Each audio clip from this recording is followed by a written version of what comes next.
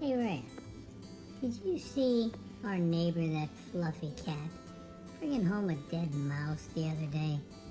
Like it was some kind of prized possession or something? So true. But despite all their quirks, you gotta admit, they do make for some entertaining neighbors. And let's give them credit for being the kings and queens of napping. I mean, they could probably win gold medals if sleeping were an Olympic sport. Well, if you like hearing Rhea and my crazy stories, please give us a like and subscribe, and we'll come back and share some more with you. Thanks a lot.